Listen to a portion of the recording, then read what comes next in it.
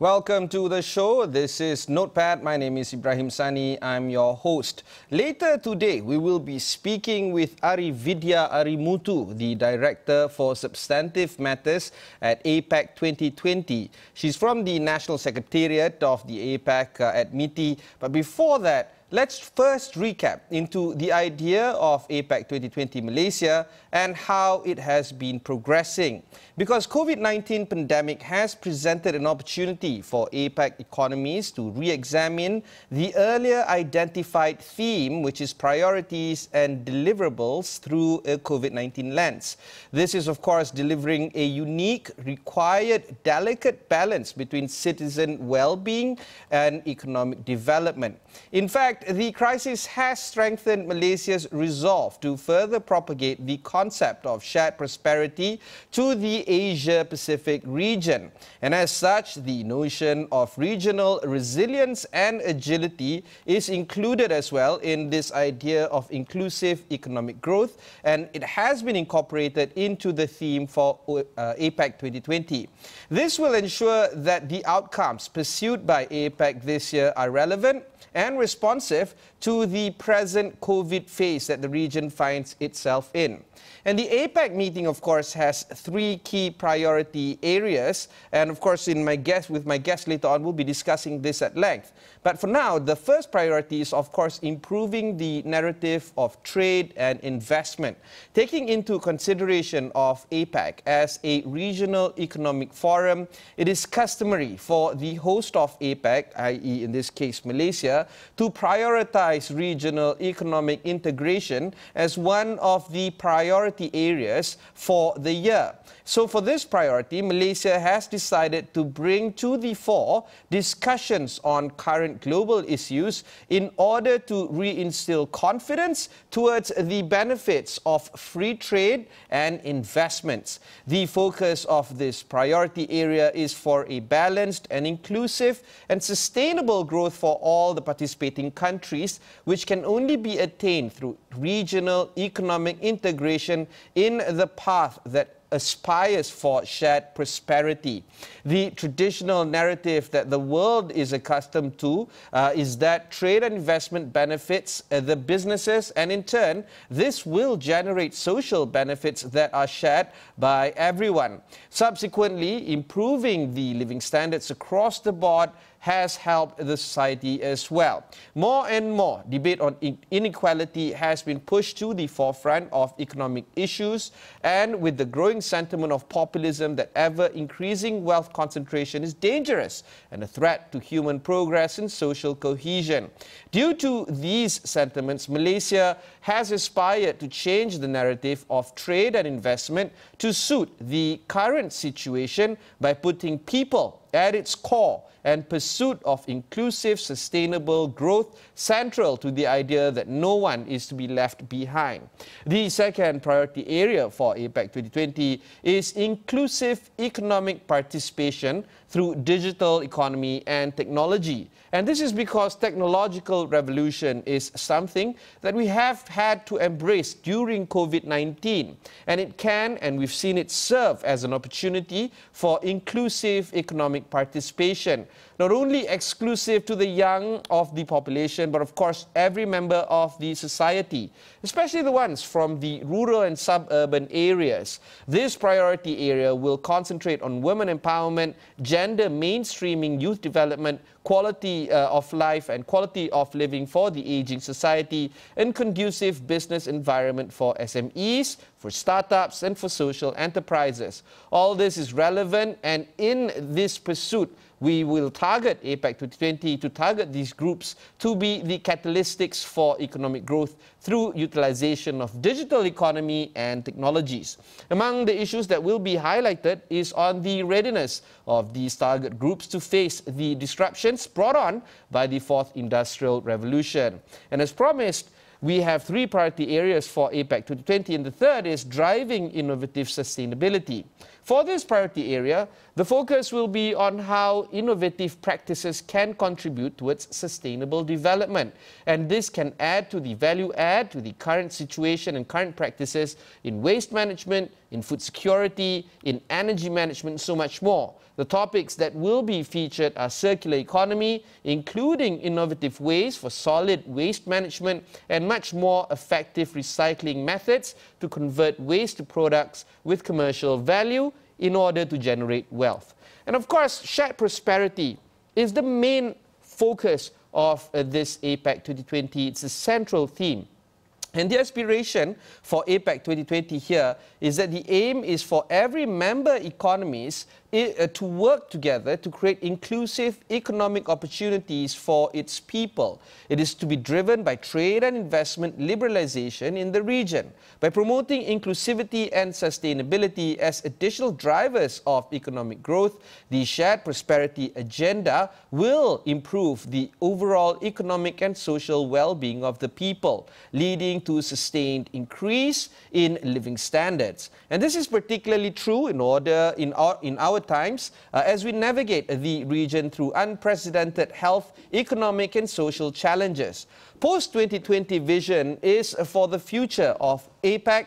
And in the year 2020, we've seen how it signals the maturity of a lot of goals. Long-term target for free and open trade and investment in the region that was launched way back in 1994.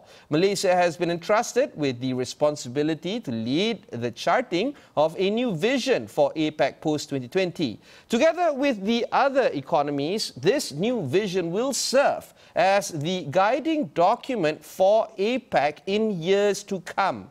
It will be the primary source of reference that sets the direction for the resilient, the sustainable and the inclusive economic growth that we want in the Asia-Pacific region. All this is done with an emphasis on achieving greater prosperity for the people of APEC. The vision will also aspire to preserve the role of APEC as a premier platform for trade and investment liberalization initiatives, the economic and technical cooperation programs, as well as effective incubator for policy ideas in areas such as innovation and digitalization is going to be pushed forward. And of course, APEC 2020, at the end of it, is about the people and the people-centered approach. Technological revolution is bringing sweeping changes to our lives and transforming the way we do our business. With COVID-19, the pandemic has inadvertently assumed the role of technology enabler, and in some ways it has accelerated the adoption of technology among people and businesses across APEC. We need to adjust to the new normal. Many of us have brought about the understanding that the new normal is going to be the normal moving forward.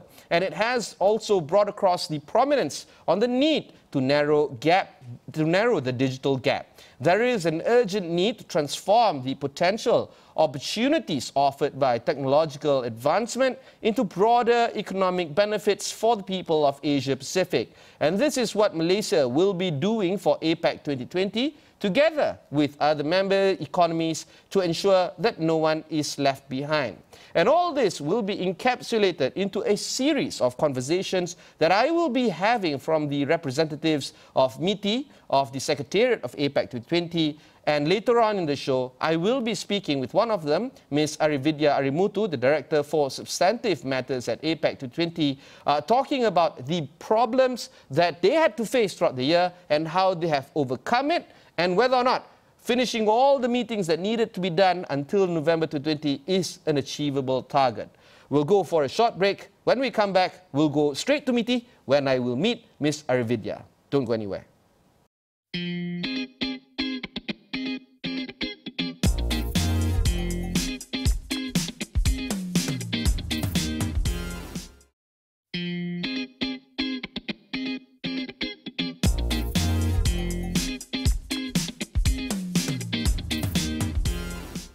Welcome to my show. It's called Notepad. I'm your host, Ibrahim Sani. I'm currently in the lobby of the Ministry of International Trade and Industry, or MITI. I'm going to be talking to some of the representatives here about APEC. Of course, Malaysia is the host country for the Asia-Pacific Economic Cooperation. It's a year-long affair for Malaysia to host APEC. But of course, when the nation signed on to become the APEC host for this year in 2020, none of us could have anticipated the COVID pandemic going the way it is. So because of that, MITI, along with a lot of the other relevant ministries and agencies, are trying to change and fit the requirements of both APEC as well as adopting the new normal. Because of this, we're going to be trying to understand a little bit more about how MITI and of course the APEC Secretariat move about and trying to execute one of the most interesting organizational meetings that have happened to date. Joining me for today is a representative from the National Secretariat at MITI, Arividya Arimuthu. She is of course the Director of Substantive Matters at the APEC 2020 National Secretariat. Ms. Arividya, thank you for taking the time to speak with us. There's plenty that we can talk about following the, I guess, the hosting of the event. I want to learn more about how the latest program of APEC 2020 is currently being addressed. Do you believe that the latest events and latest updates are going to be a little bit more interesting than we did before? When we had the meeting in February, the SOM 1 meeting, at that time I think we were looking at about 100+ meetings, physical meetings and APEC events and seminars taking place in Malaysia. But since then, we've gone through a prioritization exercise. So around June, I think we were looking at about 70+ meetings. And out of that, we've already convened 30+ meetings. So we've got another 30+ meetings to go until November. Yesterday, we concluded the virtual SOM 2. And that meeting happens in parallel with a number of other events as well. So the SOM 2 meeting, which Malaysia chairs, began in September, 14 September, and it concluded yesterday. So we also had two very important ministerial meetings, actually three, sorry. We had the Health Ministers meeting, we had the Finance Ministers meeting, and yesterday we had the Women and Economy Forum, which is also a ministerial level meeting that's chaired by Malaysia. And this month, in October, we will have the SME Ministerial, as well as the food security, which is a ministerial meeting that will be chaired by the Agriculture Minister. So we have all these meetings scheduled. And most importantly, of course, we had the ministers responsible for trade meeting in July. That was on July 25th. It was chaired by Senior Minister and MITI Minister, Datuk Sri Azmin. And that was a very successful meeting because we managed to issue a joint statement by the ministers. We managed to issue a declaration to facilitate the movement of goods. So these are all the meetings that will build up to the pinnacle of APEC, which is the leaders meeting. And that will take place in November. And prior to that, we will also have an APEC ministerial meeting, usually during the same week. This year is, of course, undoubtedly a fascinating year to be discussing the progress of the organizing secretariat and how you guys are executing the APEC.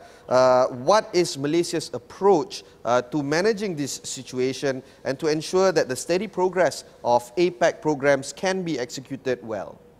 I think the core agenda of APEC will always remain trade and investment.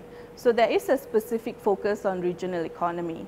What has changed slightly would be the need to look at those core agenda through a COVID-19 lens.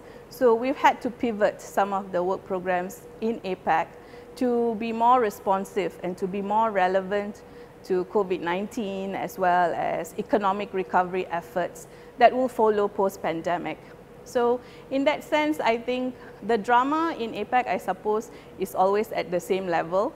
So there will be requests for you to insert new agenda items and all that. But I don't think this is something that we have not handled in the past. So this is something that we've had to face even in a physical meeting format. So I think now the only difference that I could see is the need to attach a COVID-19 essence to the regular work streams of APEC. And I think that is something that Malaysia has been quite successful at doing. So we've had three priority areas for our year. So the first one is, of course, improving the narrative for trade and investment. The second one is inclusive economic participation through digital economy and technology. And the third one is driving innovative sustainability. So all these priority areas are still relevant today, even if we speak about it from a COVID-19 perspective. We need to improve the narrative on trade and investment to make sure that trade flows even during times of crisis. Right, we'll pause for the time being. We have to go for a short break. When we come back, we'll discuss more with Miti on APEC. We'll be right back.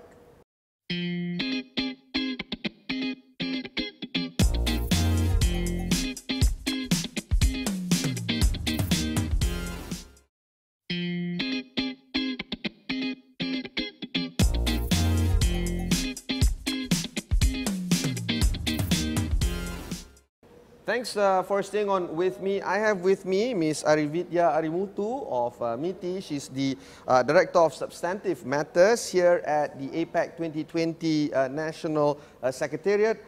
Ms. Arividya, let's continue on with our conversation. Do you feel that COVID-19, when you were using the term just now, that using the lens of COVID-19, it becomes crucial right now for you to talk about this at an even, important level right now? Yes, of course. I think even in priority areas 2 and 3, which you pointed out, so driving innovative sustainability, for example, I think that becomes even more pronounced now because we have to mitigate the impact of the COVID-19 crisis.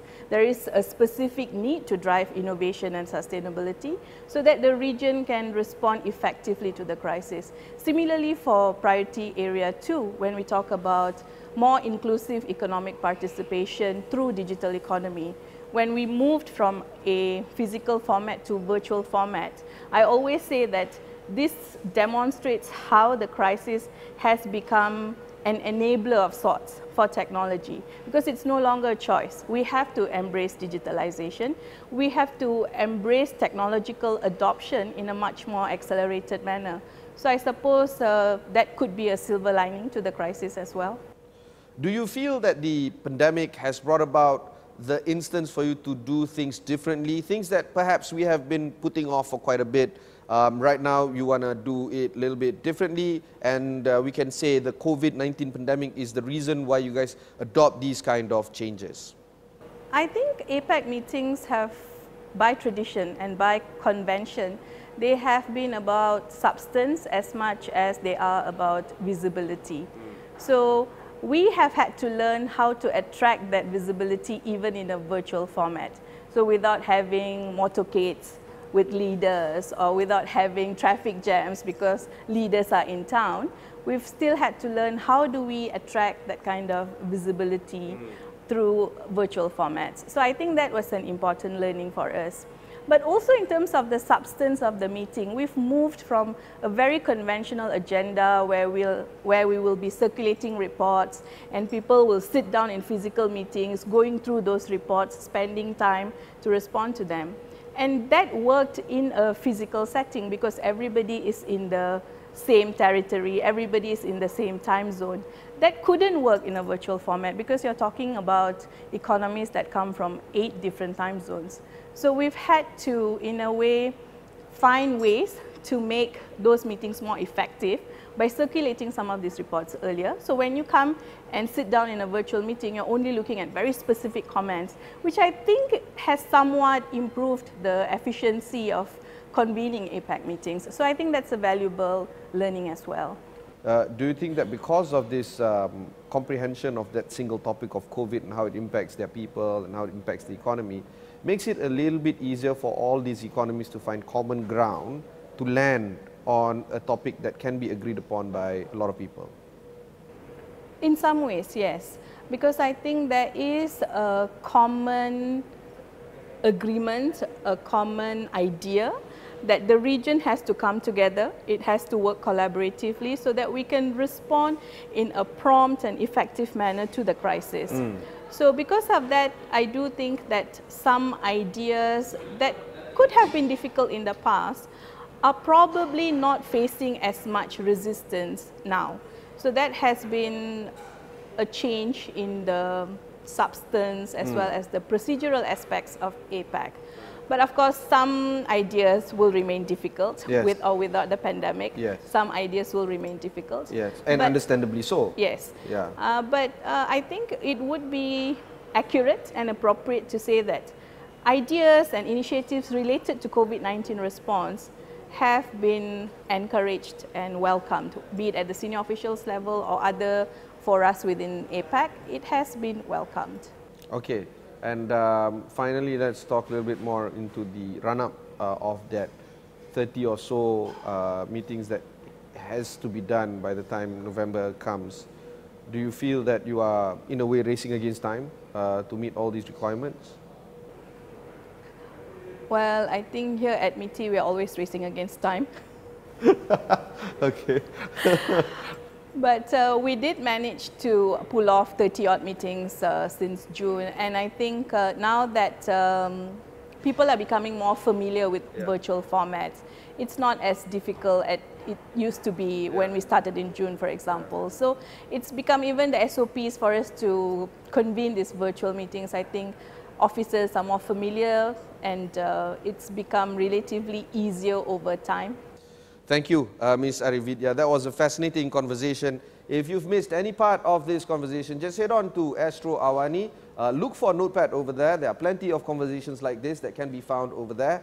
You can also watch these kind of interviews on your mobile devices. Just download the Astro AWANI app wherever you get the application. Until next time, thanks very much for watching and goodbye.